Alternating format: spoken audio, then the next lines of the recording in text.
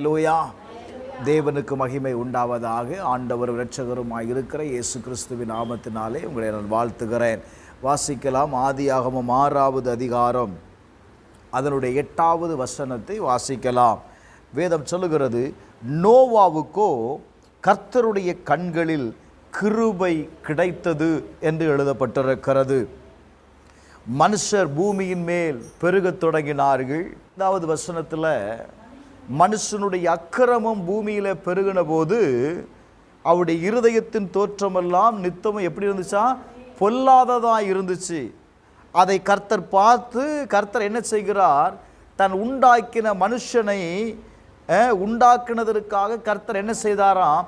மனஸ்தாபப்பட்டார். அது அவருடைய இருதயத்திற்கு என்னவா இருந்தது? விஷ்ணமாய் இருந்தது என்று வேதத்திலே வாசிக்கிறோம். ரைட்.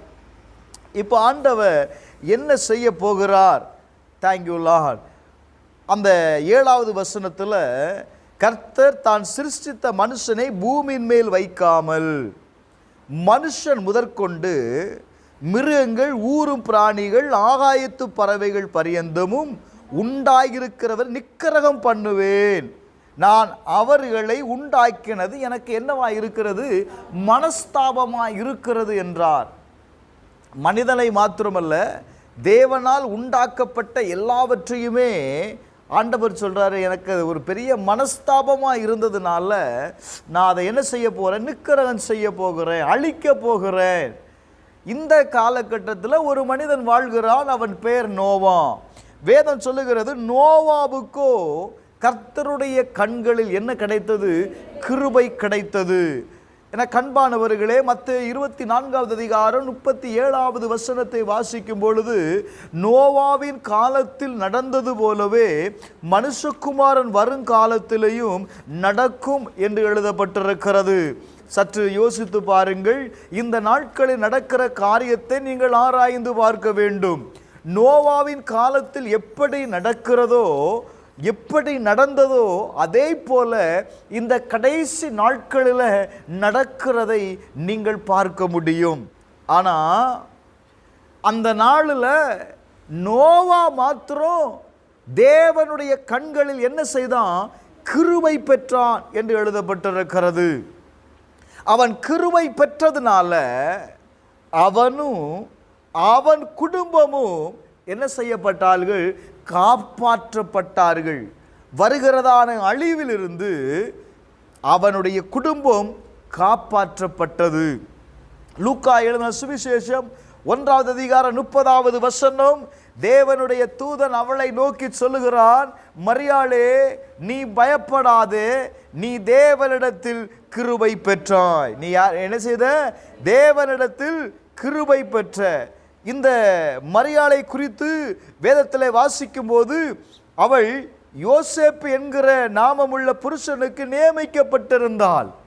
ஆனால் தேவனாலே அனுப்பப்பட்டவன் அந்த கன்னிகையின் பேர் மரியாள். அவள் இருந்த வீட்டில் தேவதூதன் பிரவேசித்து, கிருபை பெற்றவளே, நீ வாழ்க, கர்த்தர் உன்னுடனே இருக்கிறார், ஸ்திரீகளுக்குள்ளே நீ யார்? நீ ஆசீர்வதிக்கப்பட்டவள். உடனே அவளோ அவனை கண்டு அவன் வார்த்தையினால் கலங்கி, இந்த வார்த்தை எப்படிப்பட்டதோ என்று சிந்தித்து கொண்டிருந்தாள். சிந்தித்து கொண்டிருக்கும் போதுதானே கர்த்தருடைய தூதன் அவளை நோக்கி சொல்லுகிறான், மரியாளே, நீ பயப்படாதே, நீ தேவனிடத்தில் கிருபை பெற்றாய். நீ தேவனிடத்தில் கிருபை பெற்றாய். இதோ நீ கர்ப்பவதியாகி ஒரு குமாரனை பெறுவாய். அவருக்கு இயேசு என்று பெயரிடுவாயாக. அவர் பெரியவராயிருப்பார். ஒரு ஆமென் சொல்லுங்களேன். அல்லேலூயா, அல்லேலூயா. தாவீதின் சிங்காசனத்தை அவருக்கு கொடுக்கப்படும். நல்ல கவனிங்க. ஆண்டவர் சொல்லுகிறார், கிருபை பெற்றவளே, நீ வாழ்க.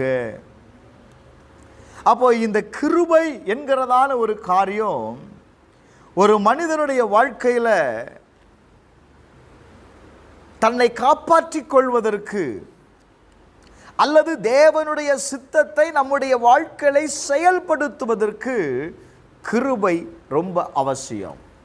நான் சொல்கிறேன், தேவன் உங்கள் வாழ்க்கையில் தேவனுடைய திட்டத்தை நிறைவேற்றி கொடுப்பதற்கு அல்லது செயல்படுத்துவதற்கு என்ன தேவை? கிருபை தேவை. ரெண்டாவது, உன்னுடைய குடும்பம் பாதுகாக்கப்பட, உன்னுடைய குடும்பம் வருகிறதான அழிவிலிருந்து பாதுகாக்கப்பட வேண்டுமையானால் என்ன அவசியம்? தேவனிடத்திலிருந்து நீ கிருபையை பெற்றுக்கொள்ளக்கூடியவனாயிருக்க வேண்டும்.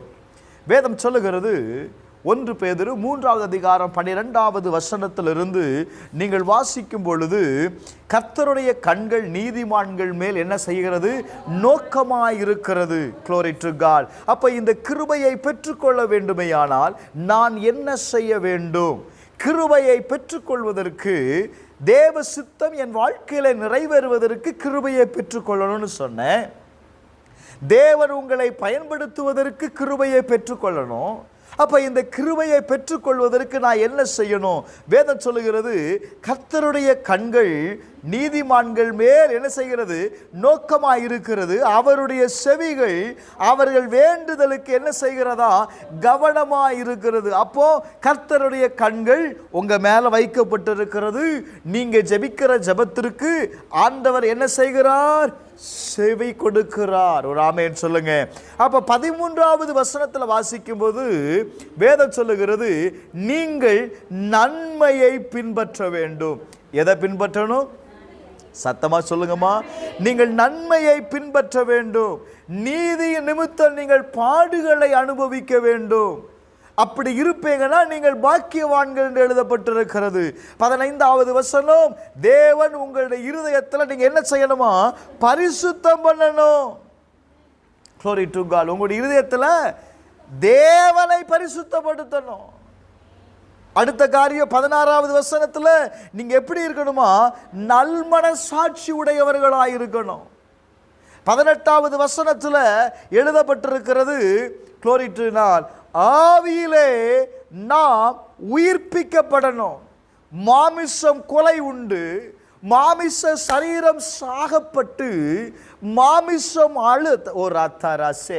மாமிசத்துக்குட்பட்ட காரியங்கள் எல்லாவற்றையும் நான் அழித்து நான் என்ன செய்யணும் அப்படின்னா ஆவிக்குட்பட்டவனாயிருக்க வேண்டும். எப்படி இருக்கணுங்க? ஆவிக்கு உட்பட்டவனாய் இருக்க வேண்டும். 20வது வசனத்துல அந்த நோவா பேழையை ஆயத்தம் பண்ணுகிற நாளில் இந்த ஆவிகள் அவனுக்கு என்ன செய்ததா? உதவி செய்தது என்று எழுதப்பட்டிருக்கிறது. நீங்க மேல உள்ள வசனத்தை வாசிக்கும் போது, Glory to God, 18வது வசனம், கிறிஸ்துவு நம்மை தேவனிடத்தில் சேர்க்கும்படி அநீதி உள்ளவர்களுக்கு பதிலாக நீதி உள்ளவராய் பாவங்கள் நிமித்தம் ஒரு தினம் பாடுபட்டார். அவர் மாமிசத்திலே கொலை உண்டு, ஆவியிலே என்ன செய்யப்பட்டார்? உயிர்ப்பிக்கப்பட்டார். ஆவியில உயிர்ப்பிக்கப்பட்டார். அப்ப நம்முடைய சரீரம் மாமிசத்திற்கு செத்து எதில் உயிர்ப்பிக்கப்படணும்? ஆவியில உயிர்ப்பிக்கப்படணும். அப்ப ஆவியில உயிர்ப்பிக்கப்படுகிற ஒரு மனிதனால் மாத்திரம்தான் தேவனுடைய நீதியை நடப்பிக்க முடியும். தேவன் சொல்லுகிறதை செய்ய முடியும். இந்த நோவாவும் கர்த்தருடைய கண்களில் தயவு பெற்றவன் தான். ஆண்டவர் சொல்றார், எப்பா இந்த தேசத்தை நான் என்ன செய்ய போகிறேன்? வெள்ளத்தினால் அழிக்க போகிறேன் அப்படின்னு சொன்ன உடனே அவன் தண்ணீரை பார்த்ததே இல்லை. இதெல்லாம் நடக்க போகுதுமா அப்படின்னு சந்தேகத்தில் அவன் தேவனுடைய சத்தத்திற்கு செவி கொடுக்காமல் இருந்திருப்பானே. ஆனால் அவனும் அவனுடைய குடும்பமும் என்ன செய்திருக்க முடியாது? பாதுகாக்கப்பட்டிருக்க முடியாது. நல்ல கவனிங்க. அப்போ தேவன் அவனுடைய குடும்பத்தை பாதுகாக்கும்படி, Glory to God, அவனுடைய குடும்பத்தை பாதுகாக்கும்படி இந்த நோவா அவன் கிருபை பெற்றவன் தான். கிருபை பெற்றவன் சும்மா இருக்கலங்க, தேவனுடைய சத்தத்திற்கு அவன் செவி கொடுக்கிறவனாயிருந்தான். என்னை கேட்கிற அருமையான தேவனுடைய ஜனமே, இந்த காலவேளையில் ஆண்டவர் நம்மளோடு கூட பேசுவாராக. நாம் தேவனுடைய கிருபையை பெற்றிருக்கிறோம். வேதம் சொல்லுகிறது, நீங்கள் கிருபையினாலே அழைக்கப்பட்டிருக்கிறீர்கள், கிருபையினாலே நீங்கள் மீட்கப்பட்டிருக்கிறீர்கள், கிருபையினாலே நீங்கள் ரட்சிக்கப்பட்டிருக்கிறீர்கள். நான் அழைக்கப்பட்டது, நான் ரட்சிக்கப்பட்டது ஓ glory to God. எல்லாமே அவருடைய கிருபை. வேதம் சொல்லுகிறது, நான் நிற்பதும் நிர்மூலமாகாமல் இருப்பது அவருடைய கிருபை. ஒரு ஆமென் சொல்லுங்களேன். அல்லேலூயா. அப்ப கிருபையை பெற்றிருக்கிறன்னா தேவனுடைய சத்தத்திற்கு செவி கொடுக்காம இருப்பேனே ஆனால் என்னுடைய குடும்பத்தை என்னால என்ன செய்ய முடியாது? பாதுகாக்க முடியாது. 22வது வசனம் சொல்லுகிறது, அவர் பரலோகத்திற்கு போய் தேவனுடைய வலது பார்சத்தில் இருக்கிறார். தேவதூதர்களும் அதிகாரங்களும் வல்லமைகளும் அவருக்கு என்ன செய்யப்பட்டிருக்கிறது? கீழ்பட்டிருக்கிறது. சகல அதிகாரங்களும் என்ன செய்யப்பட்டிருக்கிறதுனா அவருக்கு கீழ்பட்டிருக்கிறது. நீங்க கிருபை பெற்றவர்கள் தான். ஆனா தேவனுடைய நீதியை செய்வதற்கு, தேவனுக்காக நீங்கள் எதையாகிலும் செய்ய வேண்டும் என்று எழுந்திருக்கும் பொழுது தேவ சத்தத்தை கேட்கக்கூடியவர்களாய் இருப்பீர்களே ஆனால் தேவனுடைய அதிகாரம் உங்களுக்குள்ள இருந்து செயல்படுவதை நீங்க பார்க்க முடியும். 2 பேதுரு 2வது அதிகாரம் 5வது வசனத்தை வாசித்து பாருங்க. Glory to God. வேதம் சொல்லுகிறது, பூர்வ உலகத்தை தப்ப விடாமல் நீதியை பிரசங்கித்தவனாகிய நோவா முதலான 8 பேரை காப்பாற்றினார். அவபக்தி உள்ளவர்கள் நிறைந்த உலகத்தின் மேல் ஜலப்பிரயாணத்தை வரப்பண்ணினார். நல்லா கவனிக்கணும். அப்போ நீதியை பிரசங்கித்தவனாகிய நோவா காப்பாற்றப்படுகிறார். அப்ப தேவனுடைய நீதினா என்ன? தேவனுடைய நீதி என்பது என்னங்க? அப்ப தேவன் நமக்கு செய்திருக்கிற நன்மையை, தேவன் நமக்கு செய்திருக்கிற ரட்சிப்பை நீங்க மற்றவங்களுக்கு சொல்றீங்கல்ல, அதுதான் தேவனுடைய நீதி. வேதம் சொல்லுகிறது, நீதியை பிரசங்கித்த நோவா என்ன செய்யப்பட்டான்? காப்பாற்றப்பட்டான். உங்க குடும்பம் காப்பாற்றப்படணும்னா, உங்களுடைய பிள்ளைகள் காப்பாற்றப்படணும் அப்படின்னா நீங்க என்ன செய்யணும்? நீதியை பின்பற்றக்கூடியவர்களாய் இருக்க வேண்டும். ஆதியாகமம் 19வது அதிகாரம் 19வது வசனத்துல லோத்து சொல்லுகிற வார்த்தையை பாருங்களேன். அவன் சொல்லுகிறான், தேவரீர் எனக்கு செய்த கிருபை பெரியது, எனக்கு செய்த கிருபை பெரியது. இப்ப நல்ல கவனிங்க, தேவ தூதர்கள் அந்த பட்டணத்திற்கு கடந்து வந்திருக்கிறார்கள். எதற்காக கடந்து வந்திருக்கிறார்கள்? அந்த பட்டணத்தை அழிக்கும்படி கடந்து வந்திருக்கிறார்கள். இப்போ நல்ல கவனிங்க. இப்போ லோத்துட்ட சொல்றான், எப்பா நாங்கள் இந்த ஸ்தலத்தை நாங்கள் அழிக்க போகிறோம். இவர்கள் கூக்குரல் கர்த்தருடைய சமூகத்தில் பெரியதாக இருக்கிறது. இதை அழிக்க கர்த்தர் எங்களை அனுப்புனாரு. அதனால glory to God, நீ என்ன செய்? இந்த பட்டணத்தில் கர்த்தர் அழிக்க போகிறதுனால உனக்கு உண்டானவர்கள் யாராயிலும் இருப்பார்களே ஆனால் அவர்களிடத்தில் சொல்லி அவர்களை என்ன செய்திருப்பா? இந்த தேசத்திலிருந்து நீ வெளியே கூட்டிட்டு போயிரு அப்படிங்கிறான். உடனே லோத்துக்கு ஒரு பெரிய எண்ணம் வருது.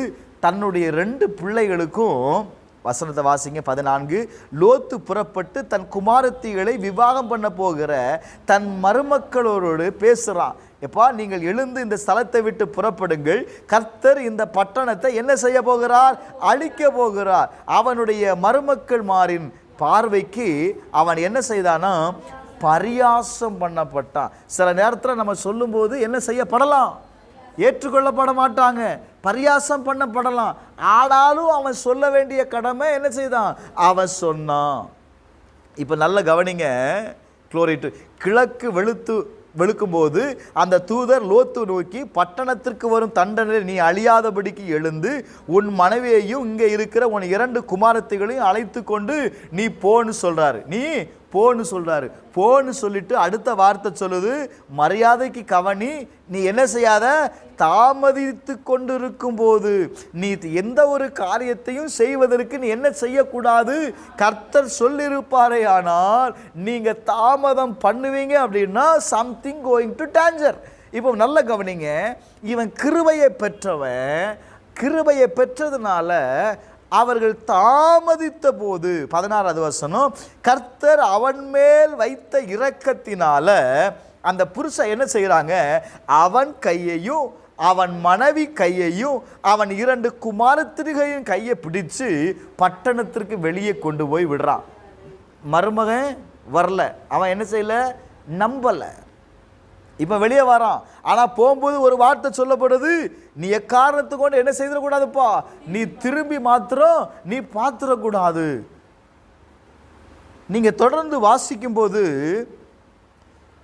அவன் சொல்கிறான், நீங்கள் என் குடும்பத்து மேலே பாராட்டின கிருபை பெருசு, அதனால் அந்த மலைக்கு ஓடி போக என்னால் முடியாது, தீங்கு என்ன நான் போகிறதுக்குள்ள அந்த தீங்கு என்ன செய்திரும், என்ன குளோரிட்டு என்ன பிடித்துரும், அதனால் நான் மரித்து போயிடுவேன். அதோ அந்த ஊர் இருக்கிறது அதற்கு ஓடி போகத்தக்கதாய், அது கிட்ட இருக்கிறது, அது சின்னதுமாய் இருக்கு, என் பிராணன் பிழைக்க நான் அங்கே ஓடி போகட்டும் அப்படின்னா. 21வது வசனம் சொல்லுது, சரிப்பா நீ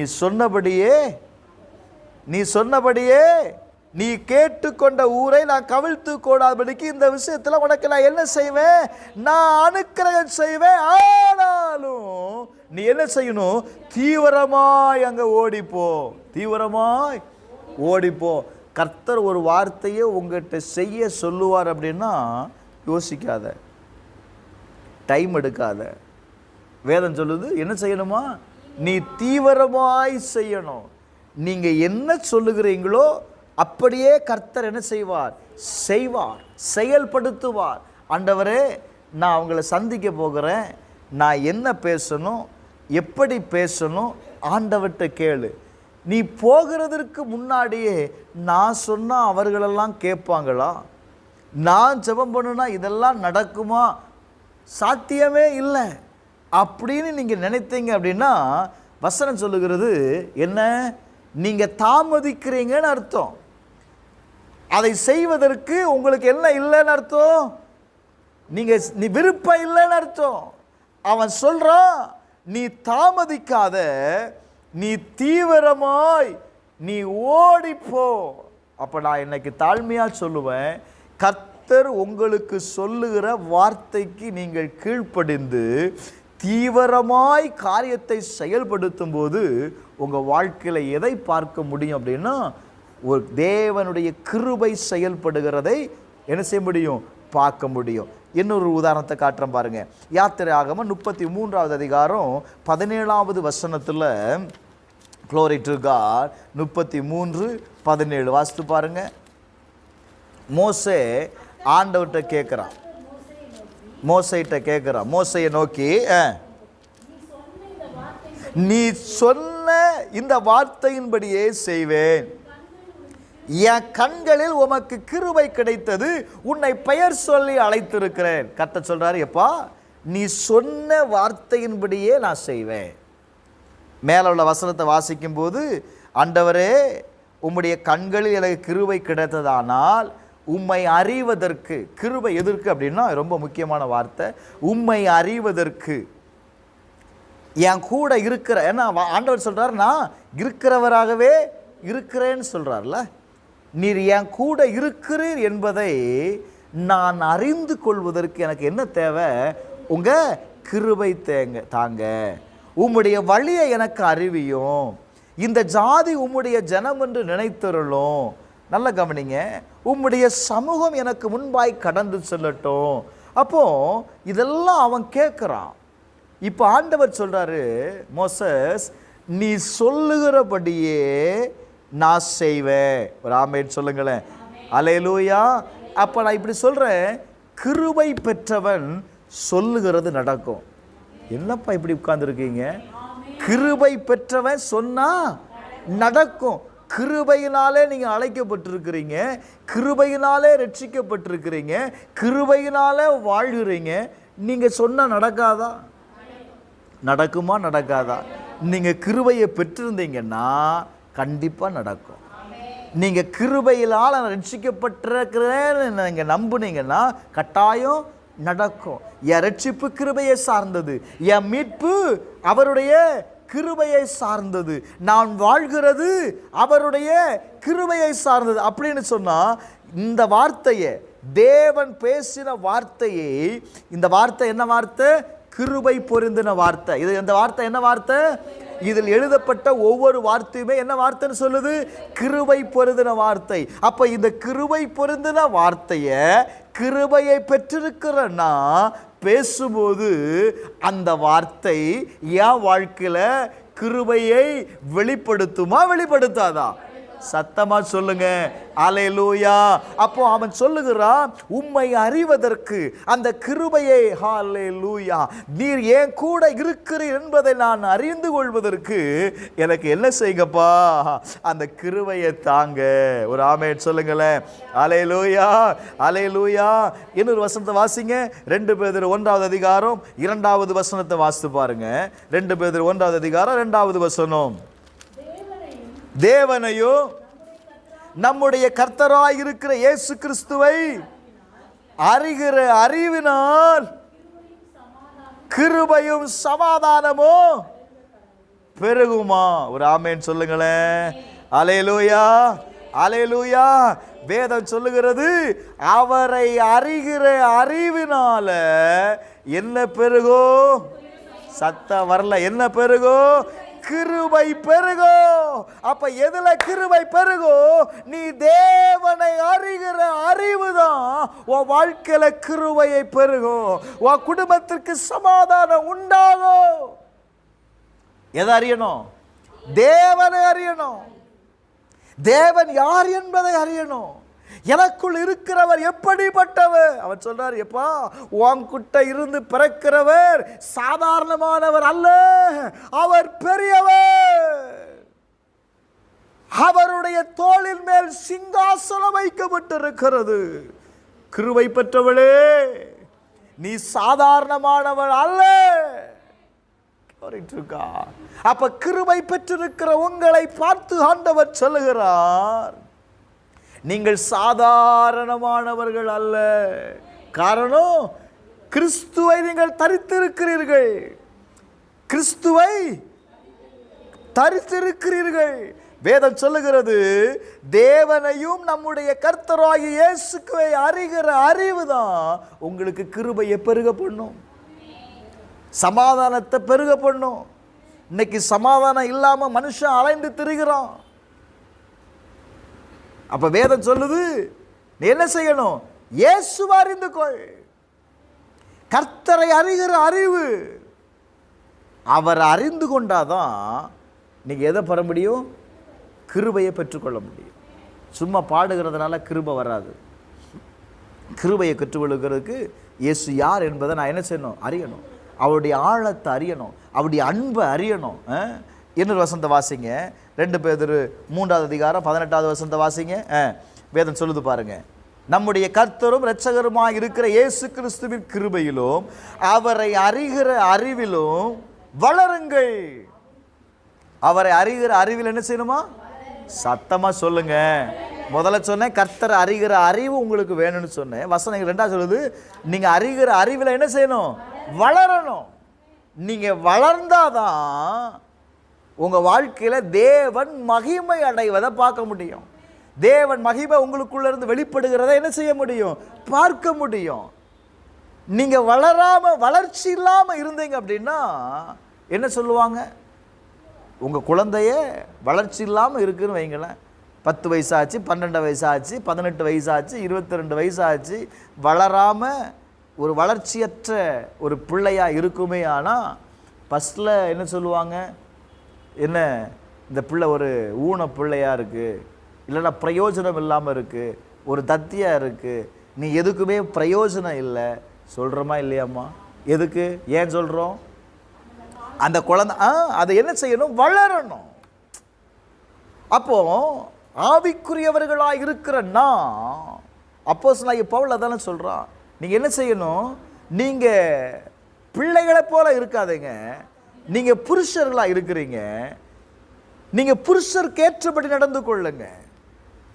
நான் பெரியவன் ஆகிட்டேன், இப்பவும் எனக்கு பால் எனக்கு என்னது இல்லை, எனக்கு தேவையில்லை. அப்போ என்னுடைய சரீர வளர்ச்சிக்கு என்ன வேணும்? பலமான ஆகாரம் வேணும், திடமான ஆகாரம் வேணும். அந்த ஆகாரத்தை நான் எடுத்துக்கொள்ளும் போது தான் என்னால் என்ன செய்ய முடியும்? வளர முடியும். நல்ல கவனிங்க, நீங்கள் வளரணும்னு இருந்தீங்க அப்படின்னா வளர்ச்சியை பார்க்கணும் அப்படின்னா என்ன செய்யணும் தெரியுமா? தேவனை அறிந்து கொள்ளணும். ராமேன் சொல்லுங்களேன். அல்லேலூயா. காரணம், நம்ம ஆராதிக்கிற தேவன் சாதாரணமானவர் அல்ல. 1 பேதுரு 5வது அதிகாரம் 10வது வசனத்தை வாசிங்க. கிறிஸ்து இயேசுவுக்குள் நம்மை நித்திய மகிமைக்கு அழைத்தவராய் இருக்கிற சகல கிருபையும் பொருந்திய தேவன் தாமே. என்னம்மா சொல்லுது? நம்மளை எதுக்காக அழைத்தாரு? கிருபையினால் அழைத்தார்னு சொல்ல. எதற்கு அழைத்தார் அப்படின்னா, வேதம் சொல்லுகிறது நித்திய மகிமைக்கென்று அழைத்தார். எல்லாரும் சேர்ந்து சொல்லுங்க, என்னை எதுக்காக அழைத்தார்? அவருடைய கிருபையினாலே நித்திய மகிமையை அடைவதற்கு என்னை என்ன செய்திருக்கிறார்? என்னை அழைத்திருக்கிறார். என்னை அழைத்தவர் யார் அப்படின்னா, சகல கிருபையும் பொருந்தின தேவன். அவர் யாரு? சகல கிருபையும் பொருந்தின தேவன். அவர் இப்ப என்னை அழைத்த உடனே சும்மா விடல. இப்ப அடுத்த ஒரு வேலை நடக்குது. என்ன வேலை அப்படின்னா, கொஞ்ச காலம் பாடு அனுபவிக்கிற உங்க வாழ்க்கைய முதல்ல என்ன செய்றாரா? சீர்படுத்துகிறார். 2வது ஸ்திரப்படுத்துகிறார். 3வது பலப்படுத்துகிறார். 4வது நிலை நிறுத்துவார். ஒரு ஆமென் சொல்லுங்களேன். நம்ம எடுத்த உடனே என்ன தெரியுமா வேணும்? நான் எப்படியாவது நிலை நிறுத்தப்படணும் பாஸ்டர். என் விசுவாசத்தில் நான் உறுதியாக இருக்கணும் பாஸ்டர். என் விசுவாசத்தில் நான் தரித்து இருக்கணும். நல்லது தான்ப்பா. அதற்கு முன்னாடி நீ நிறுத்தப்பட்ட வாழ்க்கையில் நீ நிப்பையா நிற்க மாட்டையா? அதனால தான் சிலருடைய விசுவாசத்தை ஆண்டவர் என்ன செய்கிறாரு? கொஞ்சம் ஷேக் பண்ணுறாரு. இந்த விசுவாசத்தில் இந்த அம்மா நிற்குதா? இந்த போராட்டத்தில் இந்த அம்மா நிற்குமா? இவங்களை நம்பி இந்த காரியத்தை கொடுக்கலாமா? கொடுத்தா இவங்க செய்வாங்களா? வேதம் சொல்லுது உங்களை முதல்ல என்ன செய்கிறாரு? சீர்படுத்துகிறார். சொல்லுங்க, முதல்ல என்ன செய்கிறாரு? சீர்படுத்துகிறார். 2வது என்ன செய்கிறாரு? ஸ்திரப்படுத்துகிறார். 3வது என்ன செய்கிறாரு? அந்த வேலையை செய்வதற்கு உண்டான பலனை உங்களுக்கு கொடுக்கிறார். 4வது தான் உங்களை என்ன செய்கிறார் அப்படின்னா நிலை நிறுத்துகிறார். அல்லேலூயா, அல்லேலூயா. எடுத்த உடனே எந்த விசுவாசியும் நிலை நிறுத்தப்படுவது இல்லம்மா. அப்போ நல்ல கவனிங்க. விசுவாச ஓட்டம் என்பது, அதனால தான் பரிசுத்தவான்கள்லாம் சொன்னாங்க, இது பாடுகள் நிறைந்தது. மகிமை இருக்கு, பாடுகளும் இருக்கு.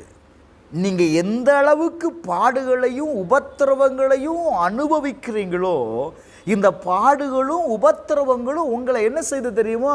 நித்திய மகிமைக்காக உங்களை உருவாக்குது. நித்திய மகிமைக்காக உங்களை என்ன செய்யுது? உருவாக்குது. நீங்க உருவாக்குவதற்கு இடம் கொடுக்கல அப்படின்னா என்ன செய்யணும் அப்படின்னா நோ யூஸ். இந்த கிருபையை இவ்வளவு கஷ்டப்பட்டு கிருபையை பெற்று இந்த கிருபையை ரொம்ப ஈஸியாக இழந்துடலாம். ரொம்ப ஈஸியாக. என்ன சத்தம் வரமாட்டுக்கு? இவ்வளோ கஷ்டப்பட்டு இவ்வளோ 20 வருஷமாக போராடி கிருபையை வாங்கியிருக்கேன் பாஸ்டர், அவ்வளோ ஈஸியாக சொல்கிறீங்களே. கிருபை செயல்படாது. எப்போ தெரியுமா? வாசிங்க எபிரேயர் 12வது அதிகாரம் 15வது வசனம். ஒருவனும் தேவனுடைய கிருபையை இழந்து போகாதபடி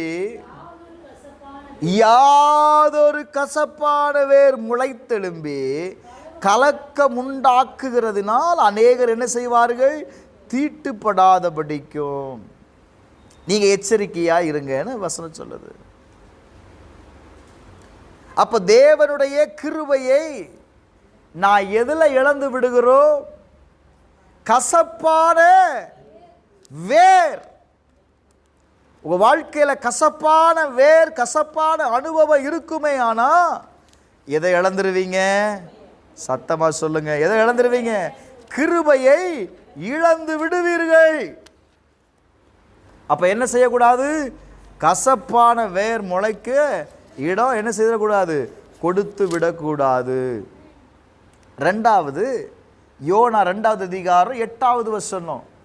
பொய்யான மாயையை பற்றி கொள்ளுகிறவன் தங்களுக்கு வரும் கிருபையை போக்கடிக்கிறானா.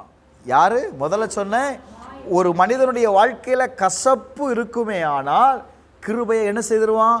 இழந்துருவான். ரெண்டாவது, பொய்யான மாயையை பின்பற்றுகிறவன், அதை பற்றி கொள்ளுகிறவன், சத்தியத்தை ஏற்றுக்கொள்ளாம பொய்யை நம்புறான் பாருங்க, அவன் என்ன சொல்வானா? தனக்கு வருகிற கிருபையை அவன் இழந்து விடுகிறான். அப்போ ரொம்ப கவனமா இருக்கணும். நான் எதை நம்புறேன்? நான் எதை நம்புறேன்?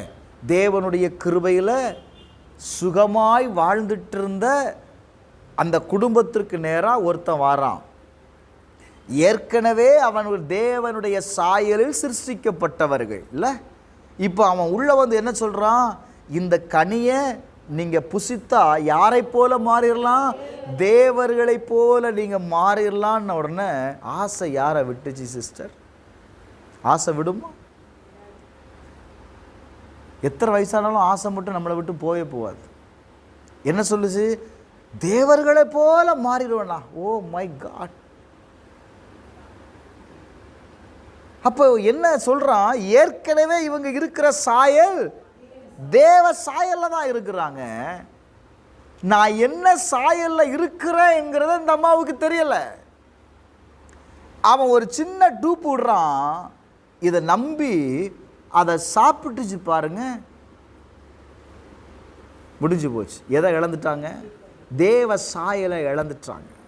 தேவ சாயலை இழந்ததுனால தேவ சத்தத்தை கேட்டாங்க, தேவனோடு கூட நெருங்க முடியலை, தேவனை பார்க்க முடியலை, தேவனுடைய வார்த்தைக்கு செவி கொடுக்க முடியலை, கீழ்ப்படிய முடியலை.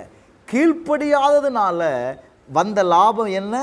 தன் உயிர் வாழ்கிற நாட்கள் முழுவதும் வருத்தத்தின் அப்பம், வேதனை, கஷ்டம், நெருக்கம். மனிதன் தன்னுடைய வாழ்நாளில் வியர்வையை சிந்தி அவன் கஷ்டப்பட வேண்டிய சூழ்நிலைக்கு தள்ளப்பட்டான். என்ன ரீசன்? ஒரு சின்ன பொய்யான வார்த்தையை நம்பினதுனால தனக்கு இருந்த கிருபையை இழந்துட்டாங்க. இன்னைக்கு நிறைய பேர் விசுவாசிகள் தங்கள் கிருபையை இப்படி தான் இழந்து விடுறோம். எதை நம்புகிறோம்? பாஸ்டர் சொல்கிற நம்ப மாட்டோம், வெளியே இருந்து சொல்கிறான் பாருங்களேன், அவன் சொல்கிறத உடனே நம்பிடுவோம். பாஸ்டர்னா அப்படி தான் சொல்லுவார் இல்லை. இன்னும் சொல்லிருக்கிறேன், பாஸ்டர்னா அவருக்கு வேறு வேலை என்ன? சொல்கிறதுக்கு தானே அவர் வேலை. அவர் அப்படி தான் சொல்லுவார். நீங்கள் நல்லா கவனிங்க. அப்போ இன்னைக்கு நீங்கள் செய்கிற காரியம், கேட்குற காரியம், எதற்கு நீங்கள் முக்கியத்துவம் கொடுக்குறீங்க? ரொம்ப கவனம்.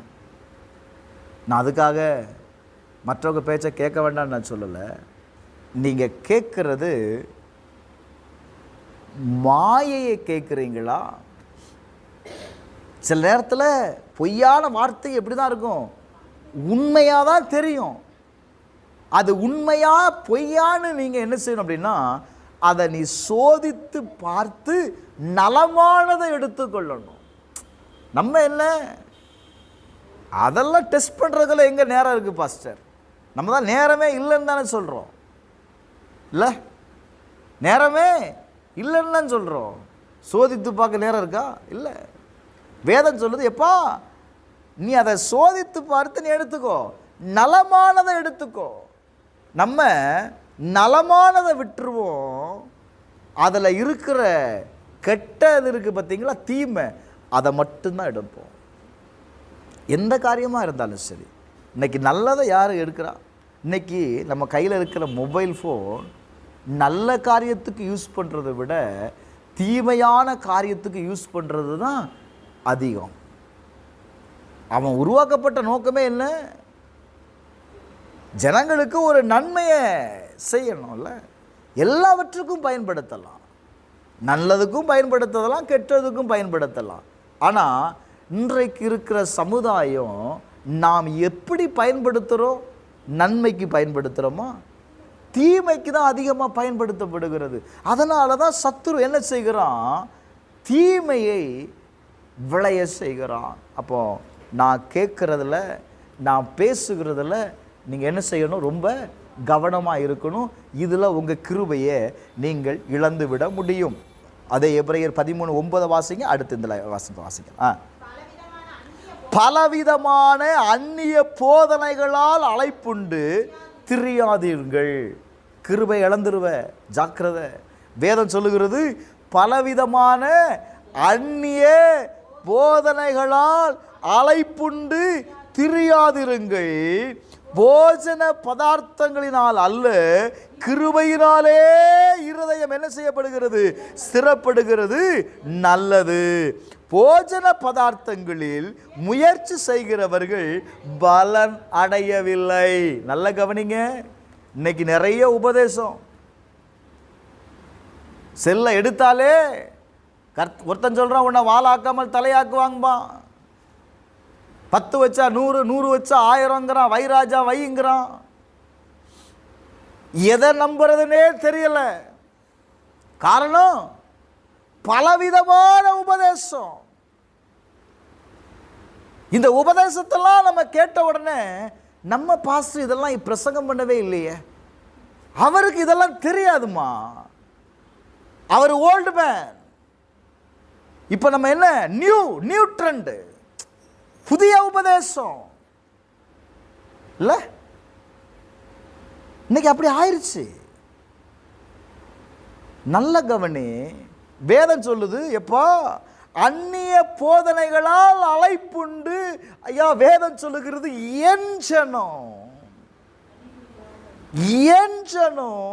என்ன செய்யணும்? எனக்கு செவி கொடுக்கணும். நானே நல்ல மேய்ப்பன், தன் ஆடுகளுக்காக ஜீவனை கொடுக்கிறவன் நான் மேய்ப்பன்.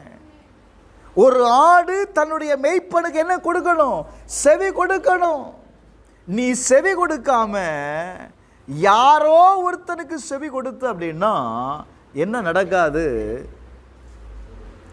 வசனம் சொல்லுது, அவன் தன் ஆற்றுக்காக என்ன கொடுக்கிறான்? ஜீவன் கொடுக்கிறான். ஆனால் அவன் என்ன செய்கிறான்? வாம் பாக்கெட்ல இருந்து எதை வாங்கலாம். இன்னைக்கு அப்படிதான் நடக்குது. வேதம் ரொம்ப அழகா சொல்லுது, பலவிதமான அந்நிய போதனைகளால் அலைப்புண்டு திரியாதிருங்கள், போஜன பதார்த்தங்களினால் அல்ல, கிருபையினாலே. உன் இருதயம் என்ன செய்யணும்? சிறப்படணும். உபதேசத்தை கேட்கிறது நீங்க கேட்கிறத பொறுத்து. நான் முதல்ல சொன்ன பார்த்தீங்களா, நம்ம நல்லதை எடுத்துக்கொள்ள மாட்டோம். குறுக்கு வழி இருக்கா? பாஸ்டர் 3 நாளெல்லாம் என்னால் உபவாசம் பண்ண முடியாது பாஸ்டர். ஒரு நாள் இருக்கிறேன், அதுவும் ஒரு நாளில் 1 ஹவர் வேணால் வரேன் பாஸ்டர், நான் ரொம்ப பிஸி. இந்த 1 மணி நேரத்தில் ஏதாவது பண்ண முடியுமா பாருங்க. எதை தேடுறான் மனுஷன்? சொல்லுங்க. குறுக்கு வழியை தேடுறான். எதுக்காக? எப்படியாகிற நன்மையை பெற்றுக்கொள்ளணும். நம்ம ஆளு பார்க்குறான், இவன் எப்பண்டா சிக்குவான்னு தான் பார்த்துட்டு இருக்கிறான். 1 மணி, அது போதும் பிரதர், அது போதும். ஆண்டவரே சொல்லியிருக்கிறார், 1 மணி நேரமாவது விழித்திருக்கு, ஜெபிக்க கூடாது. நீ 1 மணி நேரம் கொடு. எப்பா, இந்த 1 மணி நேரம் எதுக்கு தெரியுமா? நீ சோதனையில இருந்து தப்பிவித்துக் கொள்ளதான் 1 மணி நேரம் ஜெபம். புரியுதா? உனக்கு வருகிற சோதனையிலிருந்து நீ விடுதலை அடைவதற்கு தான் 1 மணி நேரம் ஜெபம். அப்ப பேலன்ஸ் என்ன செய்யணும்? செபிக்கணும். விடுதலைக்காக தனியா ஜெபம் பண்ணணும், குடும்பத்திற்காக தனியா ஜெபம் பண்ணணும், ஆசீர்வாதத்திற்காக தனியா ஜெபம் பண்ணணும், சபைக்காக தனியா ஜெபம் பண்ணணும். நான் இது எல்லாத்தையுமே ஒரே நிமிஷத்துல முடிச்சிருந்தேன் தெரியுமா? வாழ்க்கை எப்படி கட்டப்படும்? ஆண்டவர் அவ்வளவு அழகா சொல்லியிருக்காருப்பா. நீ சோதனையிலிருந்து நீ ஜெயிக்கணும் அப்படின்னா நீ 1 மணி நேரம் விழித்துரு. ஏன்னா சோதனைக்காரன் என்ன செய்துட்டான்? வந்துட்டான். அவனை மேற்கொள்வதற்கு நீ 1 மணி நேரம் ஜெபம் பண்ணு. 2வது, உன வாழ்க்கையில் ஆவிக்குரிய வாழ்க்கையில் வருகிற போராட்டத்திற்கு அடுத்த 1 மணி நேரம் ஜெபம் பண்ணு. உன் குடும்பத்திற்கு அடுத்த 1 மணி நேரம் ஜெபம் பண்ணு. என்ன ஒரு மாதிரி பார்க்குறீங்க? இந்த ஆள் 24 மணி நேரம் ஜெபம் பண்ண வச்சிருவாருன்னு யோசிக்கிறீங்களா? நான் சொல்லலம்மா, வேதம் சொல்லுது.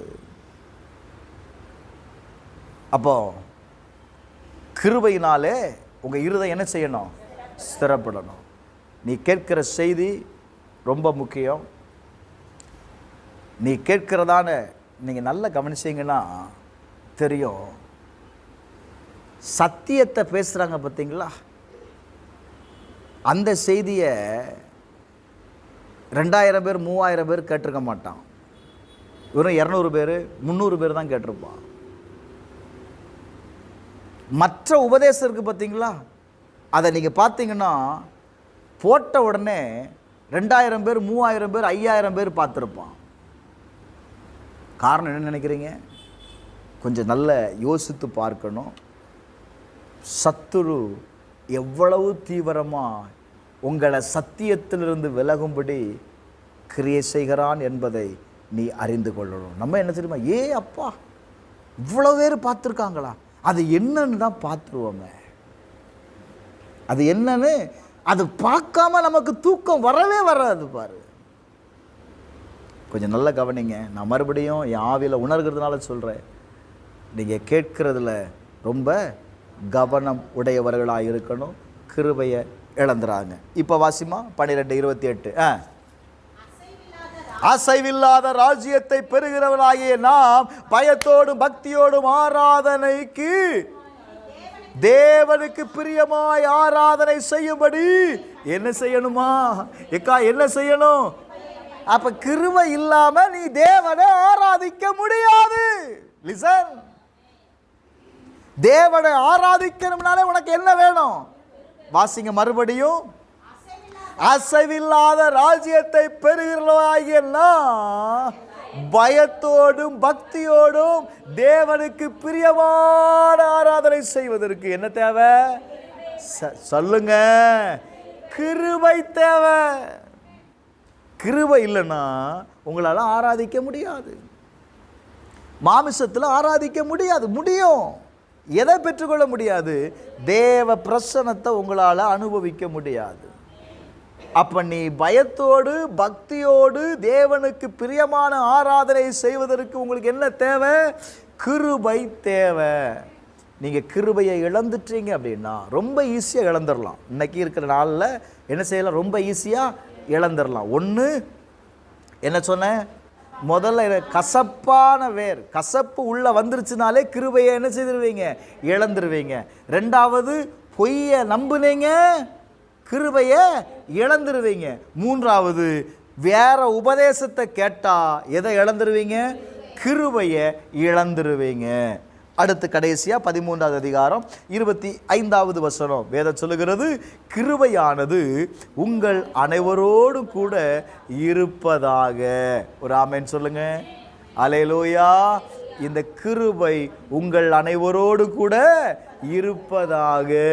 கிருபை உங்களோடு கூட இருக்கும் அப்படின்னா, கிருபை உங்களோடு கூட இருக்கும் அப்படின்னா உங்களுடைய வாழ்க்கையில் நீங்கள் சொல்லுகிறபடி ஓ க்ளோரி டு காட் அப்படியே நடக்கும். நீங்கள் ஜெபிக்கிற ஜெபத்திற்கு கட்டாயம் பதில் கிடைக்கும். நீ யார்? கிருபை பெற்றவள். ஒரு ஆமென் சொல்ல மாட்டீங்களா? அல்லேலூயா, அல்லேலூயா. கிருபை பெற்றவன் ஜெபித்தா அப்படியே நடக்கும். சொல்லுங்க, கிருபை பெற்றவன் ஜெபித்தா அப்படியே நடக்கும். இதுக்கு என்ன காரணம்னா, முதல்ல நான் என்னை நம்பணும். நான் கிருபை பெற்றிருக்கேனா, கிருபை இல்லையா? இந்த கிருபையை எப்படி என் கூட இருக்கிறது அப்படிங்கிறத நான் பார்க்கலாம். கிருபை என்கிட்ட இருக்கா இல்லையா? ரொம்ப சிம்பிள். கிருபை என்கிட்ட இருக்கா இல்லையா அப்படிங்கிறத எப்படி பார்க்குறது அப்படின்னா, சில காரியத்தை நீங்கள் செய்யும்போது அதில் சக்ஸஸ் அடைந்துட்டீங்கன்னா கிருபை இருக்குன்னு அர்த்தம். நீங்கள் செய்கிற காரியத்தில் சக்ஸஸ் அடைஞ்சிட்டீங்க அப்படின்னா என்ன இருக்குன்னு அர்த்தம்? கிருபை இருக்குப்பா. தோல்வி அடைஞ்சிட்டிங்கன்னா என்ன இல்லை? கிருபை இல்லை. ஆண்டவரே இந்த மத்தியான வேளையில் நீ எங்களோடு பேசுனீர். எங்க கிருபையை நாங்க இழந்து விடாதபடிக்கு, எங்க கிருபையை நாங்க இழந்து விடாதபடிக்கு ஆண்டவரே எங்களுக்கு இரக்கம் செய்யுங்கப்பா.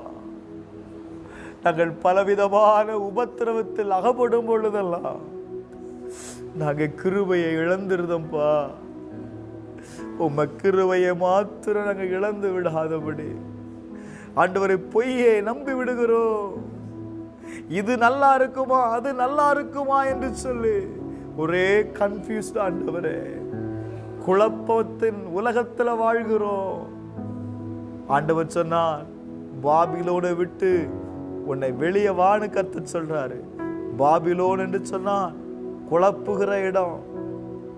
பாபிலோன் என்று சொன்னால் முடிவெடுக்க முடியாத ஒரு தேசம்.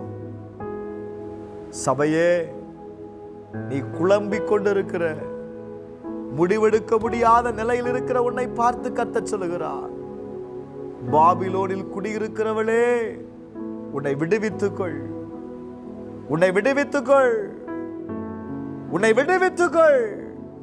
ஆண்டவர் சொல்றார், உன்னை விடுவித்துக்கொள். அவருடைய இரக்கத்தை பெறுவதற்கு, அவருடைய கிருபையை பெறுவதற்கு உன்னை விடுவித்துக்கொள். பாபிலோனிய அடிமைத்தனத்தின் ஆவி உன்னை ஆளுகை செய்திருக்கிறதா? உன்னை விடுவித்துக்கொள்ள ஆண்டவர் சொல்றாரு.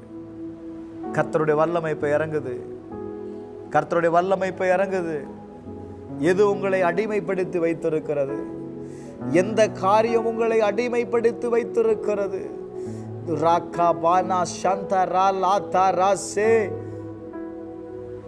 கர்த்தருடைய ஆவியானவர் உங்களோடு கூட பேசுகிறார். உன்னை விடுவித்துக்கொள், உன்னை விடுவித்துக்கொள். நீங்க தான் உன்னை விடுவித்துக் கொள்ளணும். கர்த்தர் உங்களை பலன் செய்வார். இப்ப உன்னை விடுவித்துக் கொள்ளக்கூடிய ஒரு வல்லமை உங்க மேல இறங்குது. உன்னை விடுவிக்கக்கூடிய ஒரு வல்லமை உன் மேல இறங்குது. ரிசீவ் இட் நவ. அந்த வல்லமையை பெற்றுக்கொள், வல்லமையை பெற்றுக்கோ. உன்னை விடுவிக்கக்கூடிய வல்லமை இறங்குது சிஸ்டர். சபையே, உன்னை விடுவிக்கக்கூடிய வல்லமை இப்ப இறங்குது. பெற்றுக்கோ, பெற்றுக்கோ, பெற்றுக்கோ, பெற்றுக்கோ, பெற்றுக்கோ. கர்த்தருடைய ஆவியானவர் சொல்லுகிறார், இந்த வல்லமையை பெற்றுக்கோ, இந்த அபிஷேகத்தை பெற்றுக்கோ.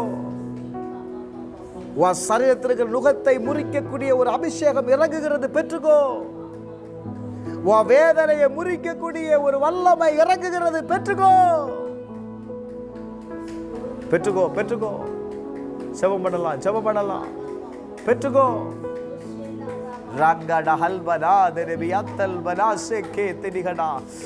ஒரு ஆவி இறங்குது, ஒரு வல்லமை இறங்குது.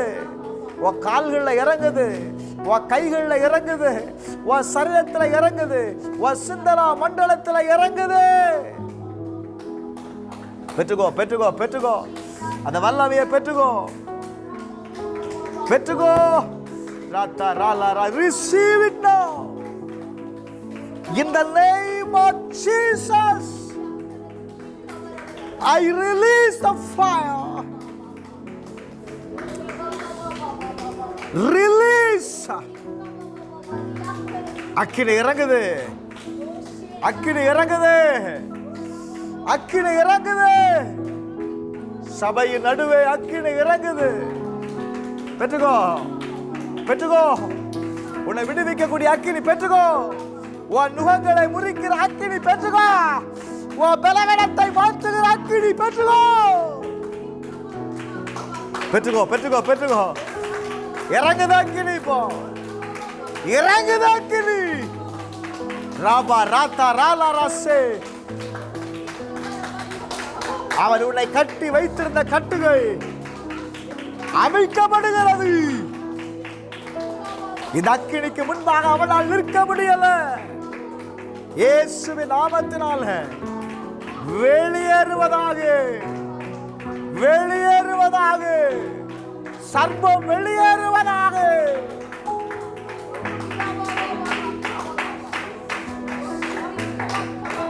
வெளியேறுவதாக, வெளியேறுவதாக. மாயையை நம்பி வாழ்கிற, பொய்யை சொல்லுகிற,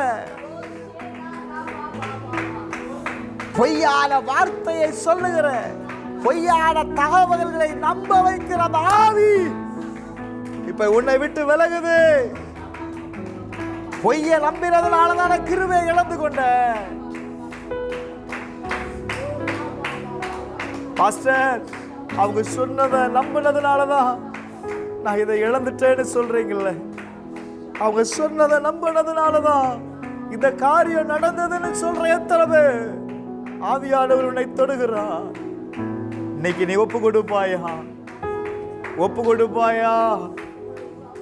உங்க வாழ்க்கையில மற்றவங்க சொன்னதை கேட்டதுனால தேவன் சொன்னதை உங்களால நம்ப முடியல. தேவனுடைய வார்த்தைக்கு உங்களால செவி கொடுக்க முடியல. இன்னைக்கு ஒப்புக்கொடு. கர்த்தருடைய ஆவியானவர் சொல்லுகிறார், ஒப்புக்கொடு. எங்கள் அன்பின் பரலோக பிதாவே, இயேசுவின் நாமத்தில் ஜெபிக்கிறேன். அப்பா, உம்முடைய கிருபையை சார்ந்து வாழ, கிருபையை சார்ந்து ஜெபிக்க, கிருபையை சார்ந்து ஆராதனை செய்வதற்கு உங்க கிருபையை தாங்கப்பா. உம்முடைய கிருபையை பெற்றுக்கொள்ள கர்த்தர் உதவி செய்யும். இந்த வார்த்தையை கேட்கிற ஒவ்வொருவருக்காக நான் ஜெபிக்கிறேன். கர்த்தருடைய மகத்துவத்தை இவர்கள் காண்பார்களாக. கிருபை பெற்றவளே, நீ வாழ்க என்று வாழ்த்தினான். அந்த வார்த்தையின்படியே இவர்களை ஆசீர்வதிக்கிறேன். இவர்கள் கிருபையை பெற்றிருக்கிறார்கள். இவர்கள் ஆசீர்வதிக்கப்பட்ட வாழ்க்கையை வாழ இந்த நாளில் இவர்களை ஆசீர்வதித்து அனுப்புகிறேன். இயேசுவின் நாமத்தில் ஜெபிக்கிறேன் நல்ல பிதாவே, ஆமென்.